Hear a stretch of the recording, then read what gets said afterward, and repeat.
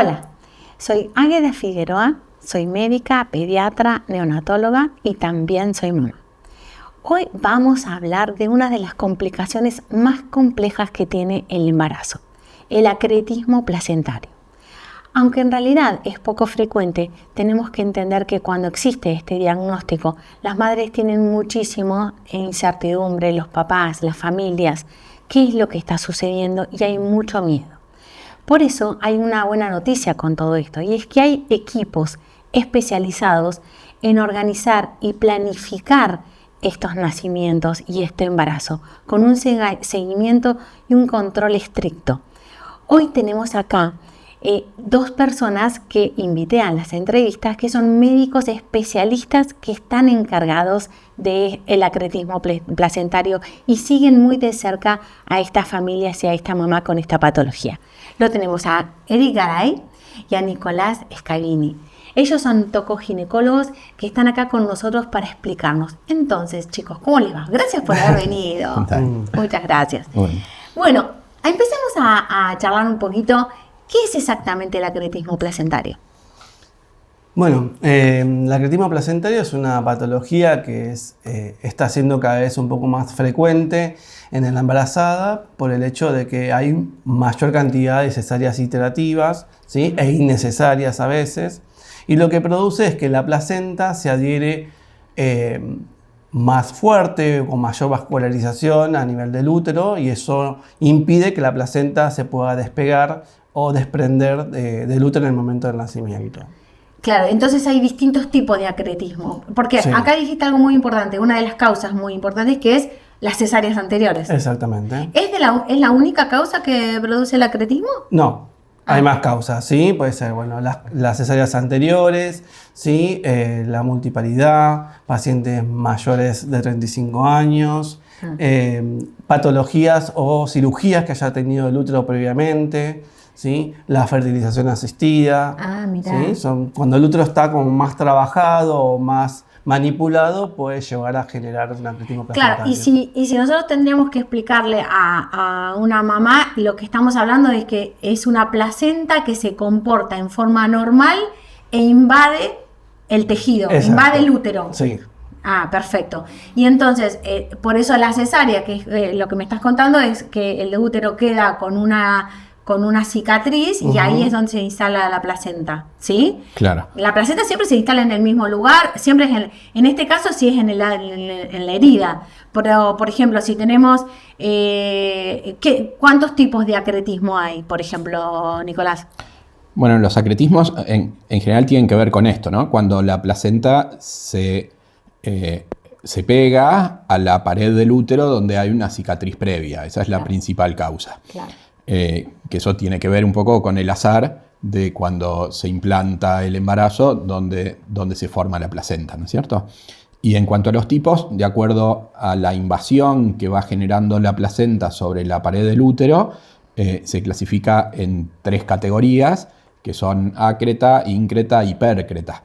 Contame bien esa definición, que es ácreta, sí, íncreta, dijiste, y pércreta. Muy bien. Bueno, eso tiene que ver con la invasión que ocurre de la placenta. Generalmente la placenta, después del nacimiento del bebé, tiene un plano que nosotros llamamos de clivaje, que es por donde se despega para que se produzca el alumbramiento y salga la placenta después del nacimiento. En los trastornos adherenciales de la placenta, que son estas patologías que estamos hablando, se pierde ese plano y la placenta invade la pared, el músculo del útero. ¿Sí? En la placenta ácreta hay una invasión menor al 50% del miometrio, que es el músculo del útero. En las placentas íncretas invade más del 50% y en las pércretas llega a invadir toda la pared del útero, incluso a órganos vecinos, ¿sí? Como puede ser la vejiga, por ejemplo, que es la más frecuente. Perfecto, perfecto. Y entonces, en este caso, el bebé siempre está bien. Sí, en realidad no, en este caso no hay un compromiso del bebé en sí, sino del útero. Y Eric, si yo te diría si se puede prevenir, ¿cómo se podría prevenir esto? En realidad no se puede prevenir, ¿sí? O sea, en realidad se produce por las causas que ya hemos mencionado, pero siempre el bebé está bien y un buen control de la madre, ¿sí? Durante el momento del embarazo, en el transcurso del embarazo, va a andar bien. Perfecto. ¿Y qué mujeres tienen entonces mayores riesgos? Me dijiste por la edad, por las lesiones que... En el útero, sí, por las cirugías. ¿Y cuándo se debe sospechar? ¿Se sospecha cuando tienen, estoy pensando ahora que yo misma me contradigo, pero se sospecha en una mujer que tiene cesáreas anteriores, que haya tenido manipulación de ese útero? Pero a veces sucede, que yo lo he visto, que la paciente llega tardía al diagnóstico. ¿Por qué? ¿Cómo una mamá, por ejemplo, que en este momento nos está escuchando, tendría que sospechar cuándo, por ejemplo? Si la placenta está ubicada en qué lugar o cómo sería. No, en el control prenatal, cuando ya el embarazo empieza con una placenta previa, por ejemplo, ahí está. ¿sí? Ahí se puede llegar a sospechar que se puede generar un trastorno adherencial, pero en realidad el diagnóstico se va a hacer por la ecografía. Claro, entonces una mamá que tiene una placenta, no, porque nosotros no nos están escuchando médicos, entonces nos están escuchando mamás. Entonces nosotros le diríamos, una mamá que tiene placenta previa tendría que preguntarle a su médico, no tengo acretismo placentario, ¿no es cierto? Le podría preguntar. Sí. ¿Y Sí, claro. cómo sería el diagnóstico, Nicolás? Bueno, el diagnóstico se hace por ecografía, o en realidad ¿Y quién lo que hace se esa hace, ecografía? lo que se hace por ecografía es tener la sospecha. Claro, pensarla. Pensarla. Perfecto. Y bueno, eso es una parte fundamental, porque hay algo que va a cambiar el pronóstico de esa mamá, que es si hay un diagnóstico prenatal y es atendida por un lugar donde tiene un equipo y donde se trabaja en conjunto con distintas especialidades para abordar y para planificar esta cirugía, o en los casos en los que no hubo sospecha, no se hizo el diagnóstico oportuno, que son los casos graves, porque son los casos en los que la mamá tiene su parto o tiene su cesárea, si era por ejemplo una placenta previa, y el equipo que está haciendo esa cesárea o ese nacimiento, que está asistiendo a ese nacimiento, no está preparado para un trastorno adherencial de la placenta. Porque esos son los casos graves en los que inmediatamente después del nacimiento, cuando se quiere alumbrar la placenta, se genera una hemorragia masiva muy importante que pone en riesgo a la mamá. Por eso es fundamental el diagnóstico prenatal por una ecografista que por lo menos lo haya pensado y lo haya sospechado y lo haya derivado a tiempo. Sí, pero entre nosotros, que yo también soy médica, nosotros sabemos también que la ecografía es técnico dependiente. Sí. Entonces, si nosotros estamos ya hablando de todo el país, nosotros tenemos que saber que una mamá que les estamos sugiriendo que si tiene placenta previa, que sepa que hay que buscar este acretismo placentario, y más si tiene antecedentes de cesáreas anteriores o tiene antecedentes de haber tenido una fecundación in vitro o haya tenido alguna cirugía. Entonces a esa mamá le estamos diciendo, ojo, hay que pensar en acretismo. Entonces va un ecografista y el ecografista, como es técnico dependiente, puede decir, no, está todo bien. Sí, en realidad va a veces, porque a veces pasa que no me lo descubrieron por un montón de tiempo y después lo sospecharon, y ahí ¿qué otro estudio se hace si no? No, generalmente el diagnóstico principal se hace por ecografía Doppler. ¿Sí? Perfecto.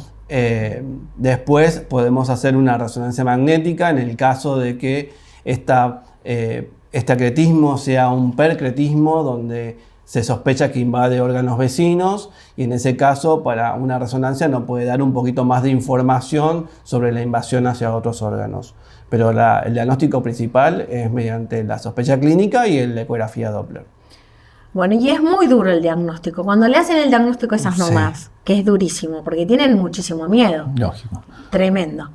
Porque el miedo es, me voy a morir. Porque los otros días una mamá me dijo, no, porque yo tengo miedo, porque como me dijeron que tengo un acretismo placentario, lo primero que pensé, que era una mamá que después estuvo con ustedes, así que salió todo bien, chicos, me voy a morir. Que eso me habían dicho en la provincia donde ella estaba. Uh-huh. Entonces, ¿ustedes cómo abordan a esas mamás? ¿O ustedes le tienen que dar una tranquilidad a esa mamá? ¿Cómo abordan esa situación? Bueno, una vez que nosotros tenemos el diagnóstico, lo ve a Nico, me ve a mí específicamente, ya una vez corroborado. Nada, estamos ante la presencia de una enfermedad, de una patología seria, ¿sí? Pero bueno, tratamos de darle la mayor tranquilidad a la paciente de que va a andar todo bien, porque estamos capacitados para eso, estamos en un centro donde tienen todas las herramientas. No, claro. las herramientas y el equipo. Esto no es algo que hacemos solamente nosotros, sino que es un equipo multidisciplinario en el cual lo abordamos con el diagnóstico por imágenes de las ecografistas de medicina fetal que se especializan en estos casos y con la ayuda de la resonancia magnética también, para entender de acuerdo a la localización de la placenta, al grado de invasión que tiene la placenta y demás, tratar de ofrecerle, consensuando siempre con las mamás y con la familia, cuál es la mejor opción quirúrgica para ese caso, ¿no? Y tratando de disminuir todos los riesgos de morbilidad que tiene esa mamá. Entonces, tenemos en la mamá que se le hizo el diagnóstico, tenemos que abordarla, tenemos que contarle qué patología tiene y tenemos que decirle, bueno, ahora hay un equipo que está atrás de esto y que vamos a planificar el nacimiento de este bebé. Exacto. Entonces, en este equipo, sabiendo que, por ejemplo, es una placenta que ustedes están sospechando por la resonancia que se le hizo, que es pércreta, que puede haber invadido otros órganos. ¿Quién está dentro del equipo? ¿Quién es exactamente el equipo? El equipo es multidisciplinario, ¿sí? Bueno, intervienen los médicos tocoginecólogos, en este caso Nico y yo, ¿sí? Intervienen los neonatólogos, anestesistas, hemodinamistas, urólogos, ¿sí? Cirugía en caso de ser y más en el caso del hemodinamista, ¿por qué exactamente? ¿Por qué la hemodinamia es importante para ustedes en el momento de la cirugía? ¿Qué les diagnostica o qué les previene o qué? Cuéntenme eso, porque los papás no saben eso. La hemodinamia es una herramienta que nos ayuda en los casos que hay mayor invasión y que hay alta sospecha de percretismo. La hemodinamia se trata de poner unos catéteres antes de hacer... ¿Qué son catéteres, Nicolás? Catéteres son unos cañitos. Muy bien. Que se posicionan a través de rayos y de imágenes en las arterias uterinas, que son las que llevan la vascularización más importante para el útero. Perfecto. Entonces, lo que se hace, el procedimiento es poner esos catéteres, nosotros hacemos la cesárea, e inmediatamente después que nace el bebé, el hemodinamista, a través de esos catéteres, lo que hace es tapar de alguna manera la vascularización del útero. Entonces, después seguimos nosotros con la cirugía. Habitualmente, cuando requerimos hemodinamia, son cirugías más largas y que van a requerir la histerectomía, que es sacarle el útero a esa mamá. Esa pregunta, Nicolás, ¿siempre se saca el útero? No. No, eso... Pero en el caso, como vos estás contando, en el cual hay un hemodinamista que tiene una sospecha de que la placenta invadió otros órganos. Claro, sí. Y de acuerdo a la localización y no solamente a la invasión en profundidad, sino al tamaño del trastorno adherencial de la placenta. A veces hay acretismos que son focales y que son chiquitos y que se puede conservar el útero haciendo una resección parcial. Y a veces hay casos en los que prácticamente toda la placenta está adherida al útero de forma anómala y entonces no hay forma de conservarlo el útero. Esos casos nosotros siempre los hacemos con hemodinamia y lo que hace la hemodinamia es tapar las arterias uterinas para que el sangrado sea menor, ¿sí? Es importante que el riesgo de esta enfermedad, de esta patología, es siempre el sangrado. Lo que puede poner en riesgo la vida de la mamá es que tenga un sangrado masivo, importante, y que no lo podamos controlar en el momento de la cirugía. Por eso la hemodinamia es una herramienta que nos ayuda a disminuir ese sangrado para que el riesgo de la mamá sea menor. Que eso le pasaría a un tocoginecólogo que está haciendo una cesárea sin diagnóstico de acretismo. Claro. Y sí, eso es lo más grave. Eso es lo más grave. El bebé, en realidad, si lo sacamos está bien, porque en el momento de alumbramiento o en el momento de sacar la placenta, no, ahí se descubre en ese momento. Exacto. Claro. ¿Les ha sucedido eso? Sí, ha sucedido. Sí. Ha sucedido. Porque ahora está todo mucho más planificado, me da la sensación. Cuando tenemos el diagnóstico previo, es todo mucho más planificado, que es lo que a donde tenemos que ir, ¿sí? A planificar el nacimiento del bebé para que todo el equipo esté presente en ese momento, poder decidir también cuándo es el momento necesario para el nacimiento, ¿sí? Los bebés nacen prematuros, ¿sí? Entre las 34 y las 36 semanas es donde vamos a Ustedes planificar. eligen ese tiempo. ¿Por qué eligen ese tiempo? Porque en realidad lo que tratamos de evitar es que la madre tenga contracciones, ¿sí? O disminuir las contracciones que va a tener durante el inicio de los 9 meses de embarazo, y así evitar que la paciente empiece con sangrado, ¿sí? Claro. Porque esta patología puede generar que sus contracciones generen un sangrado y no llegar al tiempo en el momento que habíamos decidido la cirugía. Perfecto. Y el mayor, yo lo que observo, porque yo voy a ver a los bebés, con esas mamás que están ahí en su postquirúrgico, es que muchas veces la lesión es en la vejiga. Sí. Sí. ¿Por qué? En realidad en la vejiga, porque es el órgano que está más en Pegado. contacto exactamente con el útero, entonces generalmente lo que hacemos es despegar la vejiga, separarla del útero para que podamos extraer, ¿sí? Ese órgano. Y bueno, en la pared de la vejiga es muy finita y a veces se dañan y eso es lo que produce. Entonces por ahí esa mamá está con sonda Con sonda. vesical o Ujú. catéter, pero el tiempo es también un tiempo que por ahí se pueden ir a casa y terminar recuperándose en casa. Sí. ¿Cuánto es el tiempo promedio de postquirúrgico de una cirugía de acretismo? De 3 a 7 días aproximadamente. De 3 a 7 días, Sí. nosotros la media de las pacientes es de 6 días más o menos. Entre Perfecto. 4 y 6 días es lo habitual que están internadas las pacientes. Y las complicaciones en general, más que, bueno, se saca el útero, puede ser, y si no, ¿qué complicaciones son más frecuentes? Y la complicación más frecuente es Es esta la que decís vejiga. vos, que es la vejiga, que es una complicación incómoda para la mamá porque tiene que estar 10 o 15 días con una sonda, pero es una complicación que no trae consecuencias a largo plazo. Eso es Después de eso importantísimo. se saca la sonda y recupera la micción y tiene una vida normal en ese sentido. No queda Perfecto. con secuelas la paciente después para Y el resto hasta de su que vida. ustedes planifican esa cesárea, que es más o menos entre las 34 y 36 semanas, ustedes a esa mamá la tienen, la internan, le dan reposo. ¿Qué es lo que hacen en realidad? ¿Qué pautas de cuidados tiene? Por ejemplo, si es una placenta previa, puede tener pequeños sangrados, entonces empezamos a asustarnos.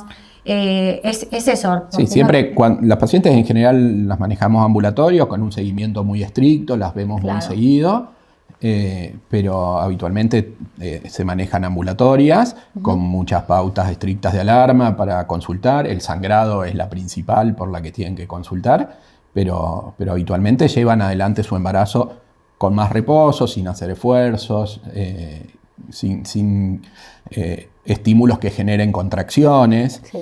Pero generalmente llevan un embarazo normal. Y en general, lo que sí veo también, que a ustedes les llegan estas pacientes, porque son un gran equipo que hace esto, les llegan pacientes que ya tienen un embarazo más o menos, es más, embarazos avanzados a veces con este sí. diagnóstico de acretismo, para que ustedes puedan planificar y mejorar muchos estos resultados, porque la verdad es que cambia rotundamente. Sí. Lo que nosotros tenemos que saber también, y yo como neonatóloga lo digo, que ese bebé nace perfecto, que va con el papá, que se lo quedan en el pecho con el papá, lo cuida ese papá hasta que esa mamá salga. Muchas veces la mamá queda en terapia intensiva, ¿o no? Muy pocas veces. Pocas veces. Sí, Pocas muy veces. pocas veces. ¿Y necesita muchas transfusiones también, o no?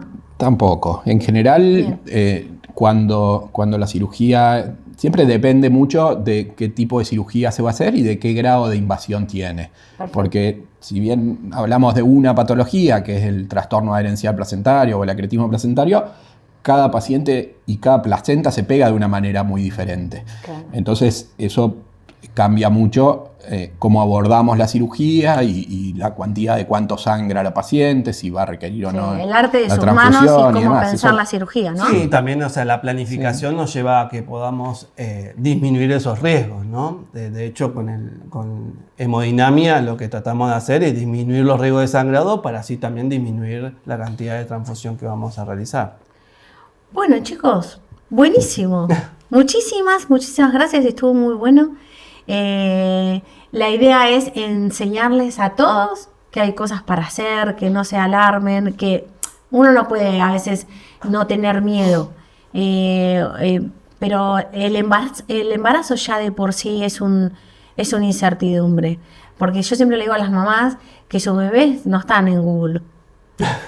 Y siempre están chateando y buscando todo, y sus bebés no están en Google. Entonces lo que va a suceder no lo sabemos. Podemos planificar, podemos mejorar, podemos esto de evitar algunas cosas, pero muchas de las que nos imaginamos no existen. No existe, el futuro en realidad no existe. Existe hoy, en este instante, y saber qué podemos hacer hoy. Así que muchas gracias por su trabajo, por cómo lo hacen, por contener, por esas mamás. Los felicito. Bueno, muchas gracias. Muchas gracias.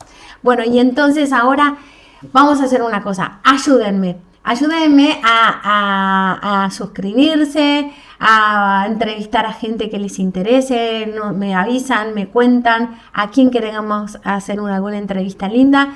Suscríbanse a mi canal. Estoy en YouTube también y estoy en TikTok. Bueno, estoy en todos lados. Pero suscríbanse y me siguen, ¿sí? Chau, chau.